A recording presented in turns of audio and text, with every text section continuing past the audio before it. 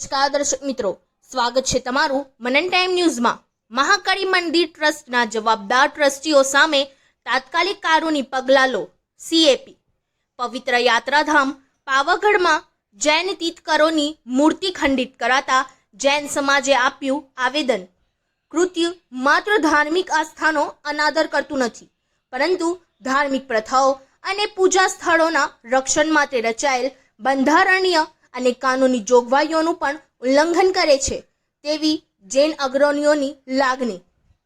પંચમહાલ જિલ્લાના પ્રસિદ્ધ યાત્રાધામ પાવાગઢ પર્વત ઉપર શક્તિપીઠ મહાકાળી માતાના મંદિર સુધી જતા દાદરાની બંને તરફ આવેલા હજારો વર્ષ જૂની જૈન તીર્થંકરોની પ્રતિમાઓને વિકાસના નામે તોડીને કચરામાં ફેંકી દેતા ભારે હોબાળો મચી ગયો છે। રવિવારે મોડી સાંજે મોટી સંખ્યામાં જૈનો પાવાગઢ પોલીસ સ્ટેશન પહોંચી ગયા હતા અને તોડફોડ રોકીને જવાબદારો સામે પગલાં લેવા માટે માંગ કરી હતી। જૈન તીર્થંકરોની પ્રાચીન પ્રતિમાઓને તાત્કાલિક જ્યાં હતી ત્યાં ફરીથી રિસ્ટોરેશન કરવામાં આવે તેવી જૈન સમાજ દ્વારા માંગણી કરવામાં આવી છે। રવિવારે રાતે જૈન સમાજના અગ્રણીઓ વડોદરાથી પાવાગઢ પોલીસ મથકે ફરિયાદ કરવા પહોંચ્યા હતા, જ્યારે સોમવારના રોજ પાવાગઢની ઘટનાને પગલે વડોદરા, સુરત, અમદાવાદ સહિતના મોટી સંખ્યામાં જૈનો વિરોધ પ્રદર્શન કર્યું હતું। વિવિધ જિલ્લા કક્ષાએ જિલ્લા કલેક્ટર કચેરી ખાતે આવેદનપત્ર આપવામાં આવ્યા છે। વડોદરામાં જિલ્લા કલેક્ટરના નિવાસ સ્થાને જઈને જૈન અગ્રણીઓએ પોતાની ઉગ્ર રજૂઆત વ્યક્ત કરી હતી। રવિવારે મોડી રાત્રે જૈનો મોટી સંખ્યામાં પાવાગઢ પોલીસ સ્ટેશનમાં ઉમટી પડ્યા હતા અને આવેદનપત્ર આપ્યું હતું, જેમાં ઉલ્લેખ કરાયો છે કે પાવાગઢમાં માતાજીના મંદિરના પગથિયા પાસે આવેલી જૈન તીર્થંકરોની મૂર્તિઓ યોગ્ય સ્થાન પરથી અચાનક દૂર કરવામાં આવી છે। આ કૃત્ય માત્ર ધાર્મિક સ્થાનોને અનાદર કરતું નથી, પરંતુ ધાર્મિક પ્રથાઓ અને પૂજા સ્થળોના રક્ષણ માટે રચાયેલા બંધારણીય અને કાનૂની જોગવાઈઓનું પણ ઉલ્લંઘન કરે છે। માટે અમે વહીવટીતંત્રના તાત્કાલિક હસ્તક્ષેપ માટે વિનંતી કરીએ છીએ। અમારી માંગ છે કે તીર્થંકરની મૂર્તિઓને તેમના યોગ્ય સ્થાને તાત્કાલિક અસરથી પુનઃસ્થાપિત કરો। આ અપમાનજનક કૃત્ય માટે મહાકાળી મંદિરના ટ્રસ્ટના જવાબદાર ટ્રસ્ટીઓ સામે તાત્કાલિક કાનૂની પગલાં લો।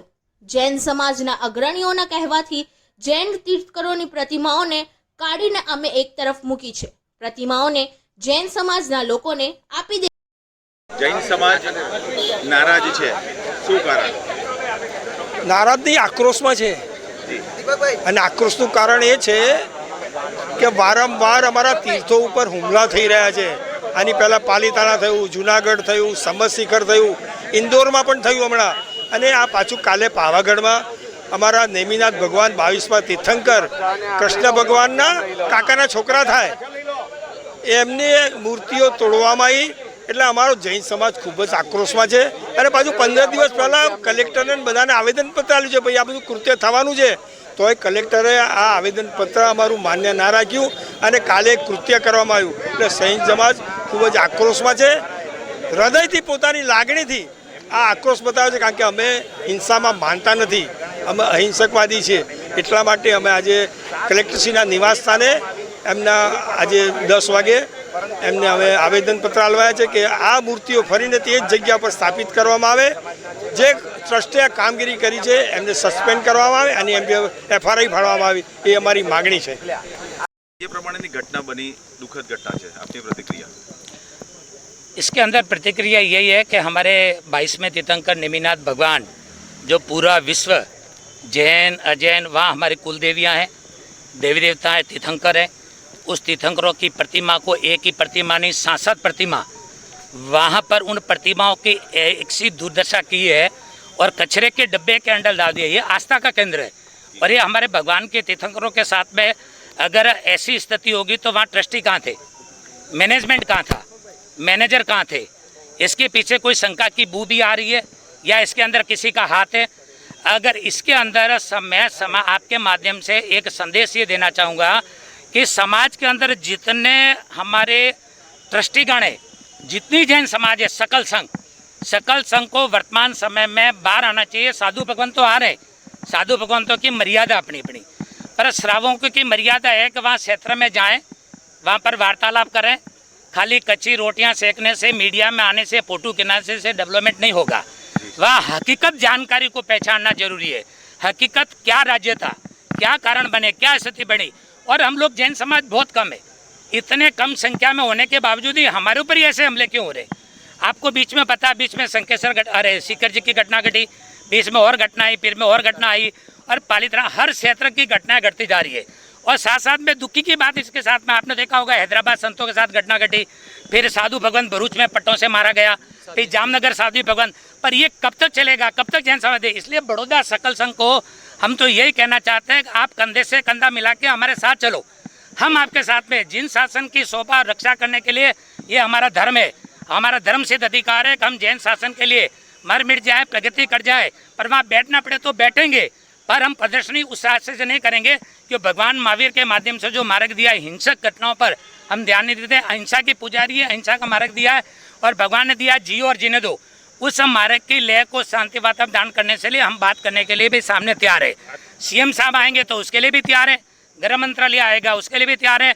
और मैं पहुंच भी रहा हूं भारत सरकार के 2-3 दिन के बाद। स्वविवाह अल्पसंख्यक के जो मंत्री है वर्तमान में, बिट्टू जी जो बने पंजाब से या जो भी बने, तो मैं हम पहुंच भी रहे हैं, वार्तालाप करेंगे।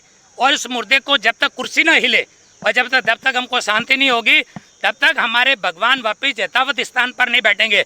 अगर उनकी क्षमता नहीं है, वो पूजा नहीं कर सकते, प्रगति नहीं कर सकते, तो हमारे सकल संघ के, बड़ौदा के संघ के या अन्य सकल संघ के हाथों में भगवान दे वहाँ पर वयावत पूजा कार्य, प्रगति रिकॉर्ड, हर कार्य के लिए समाज तैयार है। इसमें कोई दो राय की शंका नहीं है। इसलिए अति दुख हमारा आत्मा का हीरा है, और हमारी तीर्थंकर भगवानों के साथ में अगर ये घटी तो आज सकल धनेन्द्र पद्मावती संघ, आचार्य भगवान, जितने बड़ौदा संघ के अंदर हमारे नरेंद्र जी, मैं तो नरेंद्र जी कहता हूँ, नीलेश जी जो भी नाम है, साधु भगवान जितने भी यहाँ पर विराजे, MC जितने भी, तो एक ही संदेश है कि हम आगे से आगे कंधा मिला के इसकी खोज पे जाएं और उसकी स्थापना वापस यथावत वहीं होए। ये इतना ही मैं आपको कहना चाहता हूँ। अल्टीमेटम तो हमें साधु भगवान, हमने साधु भगवंतों ने आपके आने से पहले उनको बोला हुआ है कि आवेदन पत्र देने के बाद मान लो कि 72 आवर्स में आगे कुछ काम